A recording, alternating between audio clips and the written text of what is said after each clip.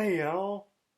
So this is my review for Impact slammiversary 2021, or 10A as some of you older fans may know it.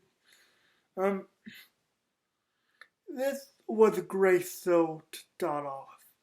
I'll get a little bit more into that when I get into the matches. But to start off, if you just want a recommendation, highly recommend the show. It's a great watch. Um,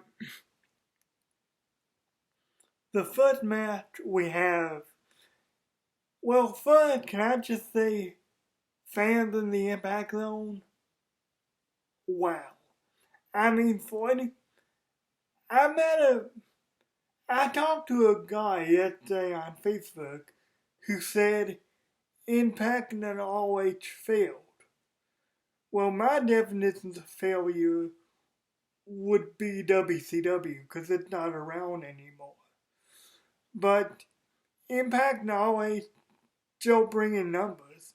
Maybe not huge numbers like they used to, but they bring in numbers, they bring in money, they bring in revenue, they create alternative jobs, they create a creative environment, which I already of.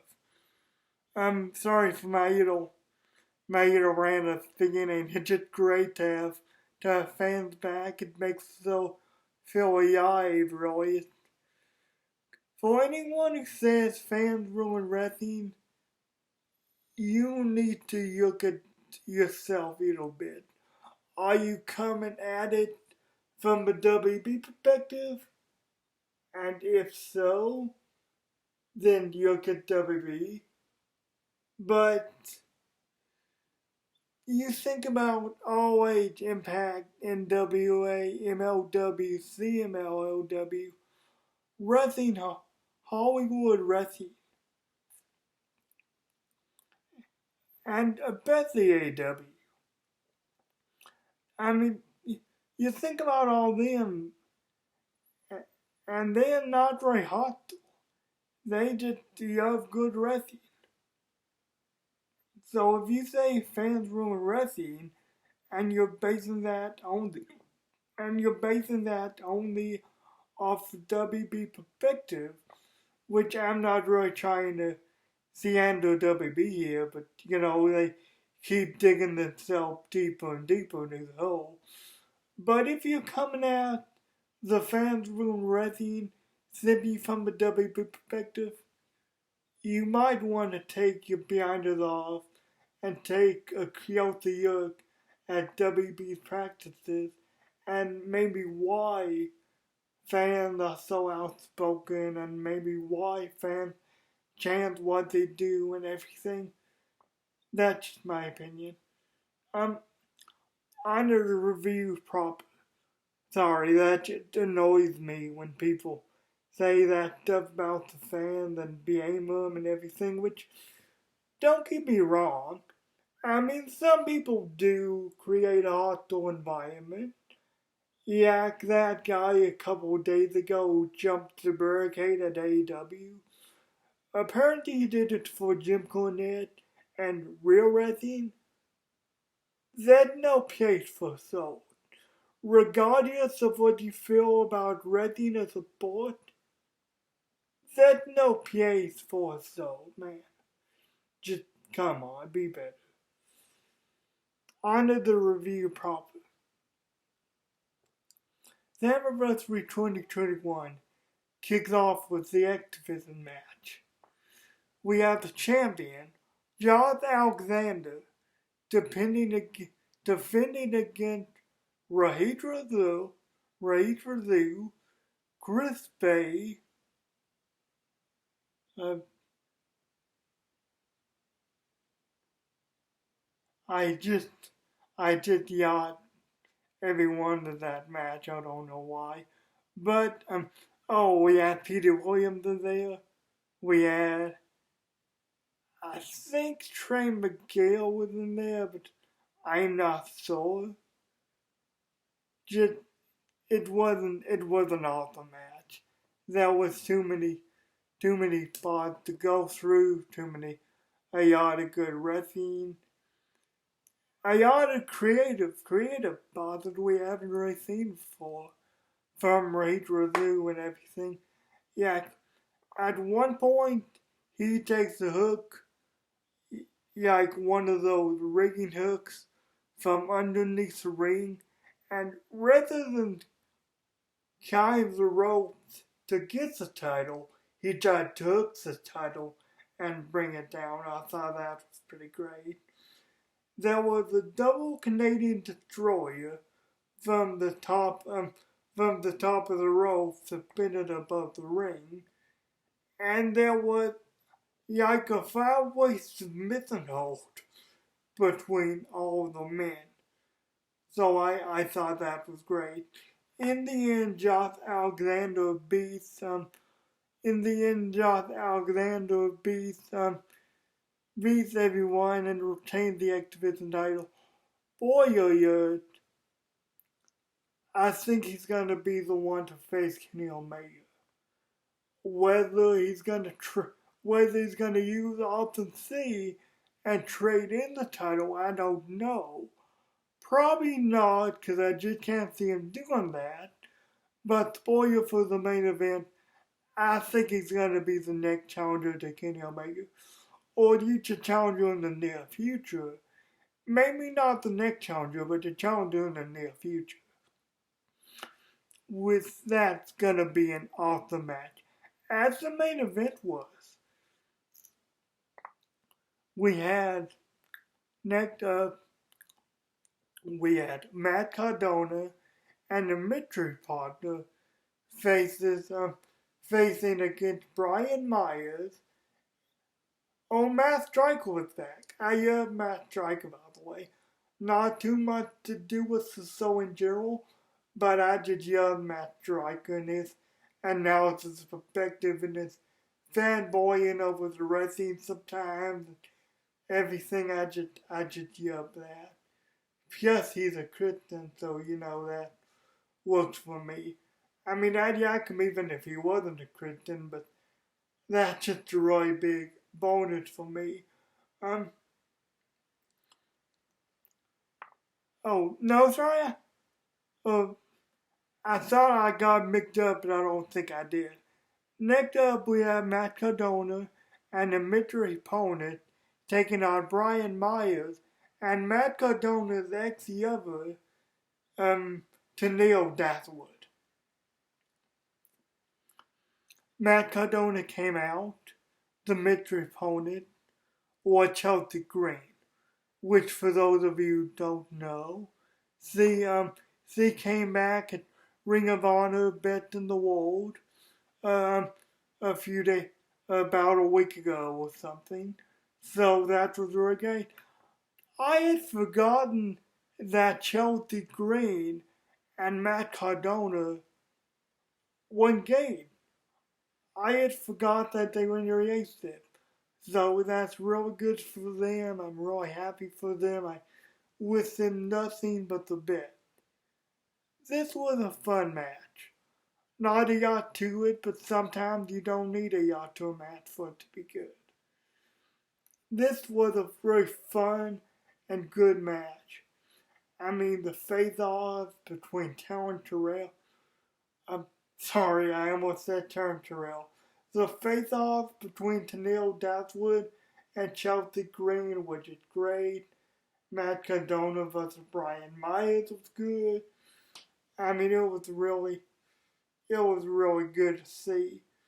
And in the end, Matt Cardona, which, let me just say this, Chelsea Green looked better in this match than she did in the entirety of NXT programming. I'm a huge NXT fan, don't get me wrong, but it's just a fact. She looked a yard better in this match than she did the entirety of NXT run. So this was just great to see. In the end, Matt Cardona and Chelsea Green get the victory, as they probably should have. Oh, at one point in the match, Tennille Dashwood tries tried to get Matt Cardona in the balls again, and Matt Cardona's won a cup, so it doesn't go too well. So I thought that was great too. Next up, a couple matches I'm really looking forward to actually. I think they have them back to back, but I can't remember. It's been a while since I checked out the order. We had Eddie Edwards versus W. Morrissey, which I was really looking forward to this match. Morrissey has really impressed me. He's come a long way since his own battles with addiction and drugs.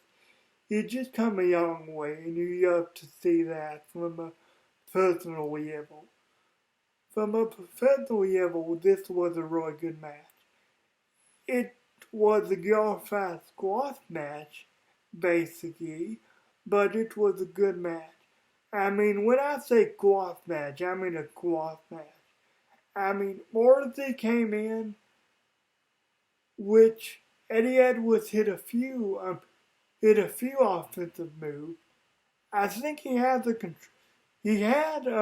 most of the control in the beginning moments of the match, but for my money, Morrissey completely destroyed Eddie Edwards, which was great. I mean, it wasn't a total wipeout. I mean, Eddie Edwards did get a few good moves in. He got a couple Boston knee parties. He got one Boston knee party in the field, which is great. He got, this was just a great match. In the end, Morrissey won with the wind of change. No, it's called the Intro of Crossing. I was thinking wind of change because of Wade Barrett, but it's called the Intro of Crossing. It is great. Especially as a small guy like Eddie Edwards, I've got to imagine that's a bit easier to pull off. Not that it doesn't get great on big men like Willie Mack, but I've just got to imagine that's a little bit easier to pull off. Which I've never done the move myself, so don't take my word for it. But this was a real good match. I love Eddie Edwards, but Morrissey, I'm not going to say needed to win, but this win elevated Morrissey to a new level. I mean, he just completely decimated the heart and soul of Impact Wrestling for years. I can't wait to see where Morrissey goes from here. My prediction on that'll come in later, but I can't wait to see where Morrissey goes from here. Next up, I may have these matches out of order, I'm sorry about that. But next up, we have a tag team title match. A four-way title match. Supposed to be TJP, but he's out. Was supposed to be TJP and Fireball taking on the Good Brothers, taking on Valiant by Design, taking on Restaurant and Roy Mack for the Impact Tag Team Championships. And this was a real good match. What Fall comes out and introduces his partner. He cut Phil. Hey, management gave me the opportunity to replace TJP. He says, who do I think can replace TJP? I said, no way Jose. And it's no way Jose. So he's got two title matches tonight. He's got the women's title match and the tag team title match. You can hear him breaking down barriers. That's just a little joke. He wasn't really supposed to be in the women's title match. But just something Scott D'Amore said on Thursday Night Impact was yet into that a little bit. This was a real good match. Great. A lot of good spots in this match, good wrestling. In the end, the Good Brothers regain their tag team title. And I am so looking forward to this. I mean, I didn't come in to Impact while the Good Brothers really held the title. But I am so looking forward to their reign. Next up, we had Mohamed Sirah and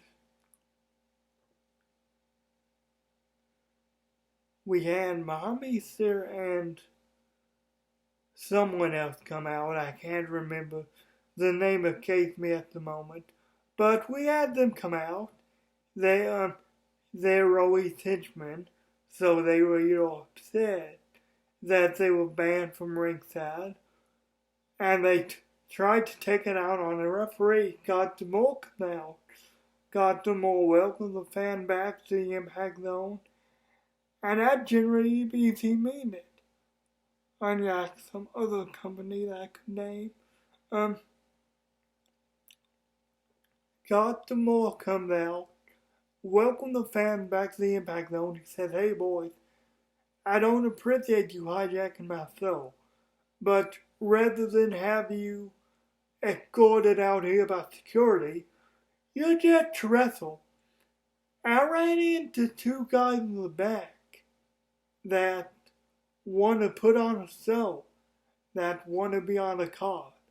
So, you're going to have a match with them right now. It's FinJuice. It's Dave Finley and Juice Robinson. This was just great. This was a great match. I should mention, and I love this, I should mention that the guys that came out didn't get a yawn, and the established team of FinJuice actually beat them fairly easily. As should happen. Unlike other stuff that we've seen where they like, "Oh, how can a team get a yawn? How can they get a yawn? They've never teamed before. They don't yak each other. How can they get a yawn?" And then they just come in and beat an established team. No problem, they just beat the established team. I really don't like that. I really like this match. Not just because of that reason, but that reason is a big part. Like, they didn't get a yawn and you could see it, and it made sense. So FinJuice wins. That was really great. That was really great for them in front of fans, I mean, they've had fans in New Japan for a while, which was great, but in front of an Impact crowd, FinJuice coming out and beating the two big horses was just great. Next up, Will got a little promo segment from Moose. Moose saying, "Hey, this is gonna be worse than you using a mortgage on your house. This is gonna be worse than this is gonna be worse than driving under the influence at 100 miles an hour speeding.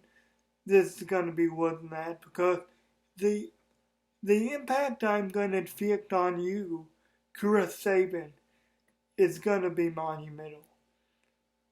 We get another match I was really looking forward to. Chris Sabin versus Moose. This was real good. some good wrestling by both men. I say Chris Sabin was a standout, but some good wrestling by both men. I mean, Moose is no slouch in the ring. I mean, he may not be my favorite, but I like him a lot. I mean, I tune in to any card, not specifically for him, but if he's on the card, it does help. Does help a bit. I raise my eyebrow a little. I'm intrigued. This was a real good match. In the end, sorry I'm not going to spot, but that's not my style. It's funny because this is a 20-minute review, but I haven't really talked about any of the wrecking in the match. But in the end, Chris Sabin win with a small package. Well, not a small package, a victory roll. And I was a little surprised. Not that I didn't want Chris Sabin to win. I'd have been happy if either man won. But that was a little surprising because what I figured was going to happen is Moose was going to win and then he go to feud with W. Morrissey. But thinking about it a little bit, especially after the match, immediately after, it makes sense that Chris Sabin won. Because I don't know if this is going to be the case or not, but I can see Chris Sabin going into feud with W. Morrissey, which I am all in for. It's going to be really good. And then yet on down the line, W. Morrissey faces Moose, which both matches I'm all in for. They have my full and divided attention. Next up, we had a women's title match. Deonna Purrazzo versus a mystery opponent. Deonna Purrazzo coming out in a queen get-up, queen of the knockout division, which she is. She really has been a standout of that division. Music hits, and it's Thunder Rosa. And I just think this makes perfect sense.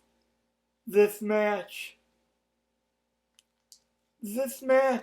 is really not the only one that makes sense, but one of the few opponents that makes sense for Deonna Purrazzo because they have beaten every woman in Impact up to that point. So her having a match with Thunder Rosa on the grand stage at Impact and Alpha Slammiversary is just something special. Some great wrestling, great submission exchanges by both these women. Fujiwara armbars, head and neck choke, some good wrestling, a good stalemate at the start. I didn't expect that. But it was a real good stalemate between both these women. I'm not gonna lie. I kind of expected Thunder Rosa to win. Well, I expected any opponent that was coming out to face Deonna Purrazzo to win. Because they kept teasing, it could be a mystery opponent and everything. And I didn't want it to happen. But I expected whoever came out to face Deonna Purrazzo to win. So I was pleasantly surprised. It was a great match. It was a phenomenal match. It was a great showing. And in the end, Deonna Purrazzo hits the Queen Gambit on Thunder Rosa and pins the 1-2-3. Which is really something. I mean, if someone just came out and beat Deonna Purrazzo, that wouldn't have made a lot of sense for my money. I mean, that wouldn't have made a lot of sense from a storytelling perspective, from a wrestling perspective. that just wouldn't have made a lot of sense. This isn't gonna be the meeting between Thunder Rosa and Deanna Prazo. And maybe next time, I wouldn't be opposed to this. Maybe next time, since Deanna Prazo and Thunder Rosa have been in the ring before, and Thunder Rosa knows what to expect, maybe she'll beat Deanna Prazo next time.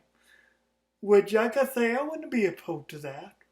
What I'm opposed to is someone coming fresh out of the gate, which Thunder Rosa has a lot of experience. I'm not saying that he doesn't, but not specifically for this match.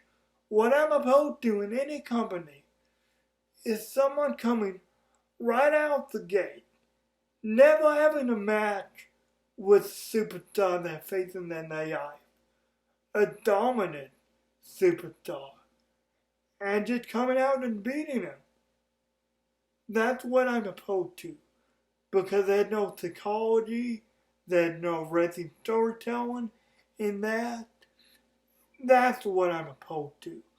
So I was pleasantly surprised that Deanna Prazo won this match, and deservedly so. She's just a bit. She has a championship and a microphone. She's gonna say something, but Mickie James comes out. Mickie James comes out, and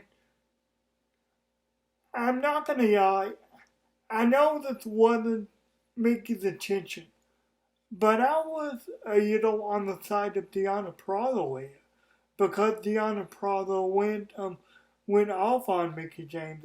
She was like, "Hey, this is my moment. You stole my moment," and I was with Deanna Prazo. I mean, Mickie couldn't have waited just a few minutes, and that's what I react. When the heel, which I wouldn't even technically classify Deanna Prazo as a heel, but that's what I like. When the person you're not supposed to be rooting for has a legitimate gripe, and one person isn't completely in the right. That's what I like, a nice gray area.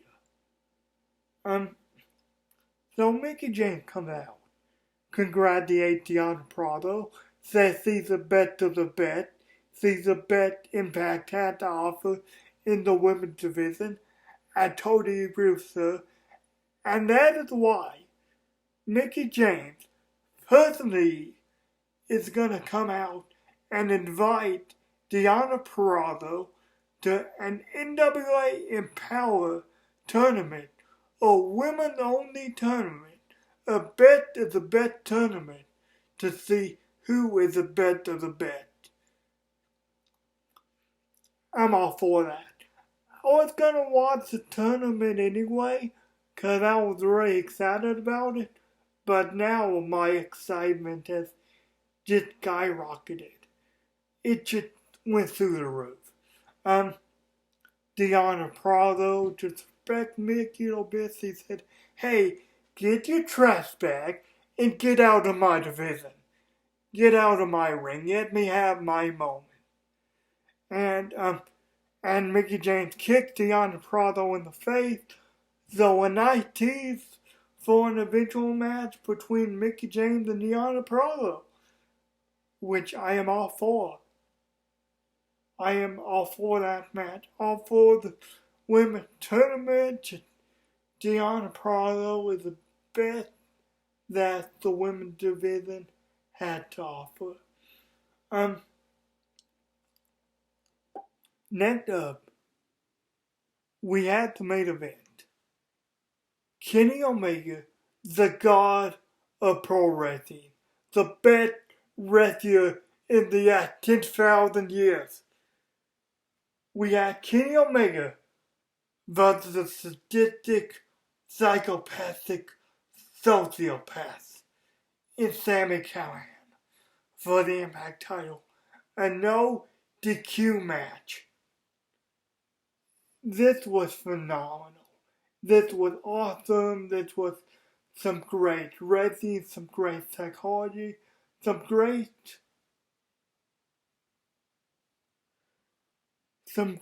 wrestling, some great psychology. A great match between the two.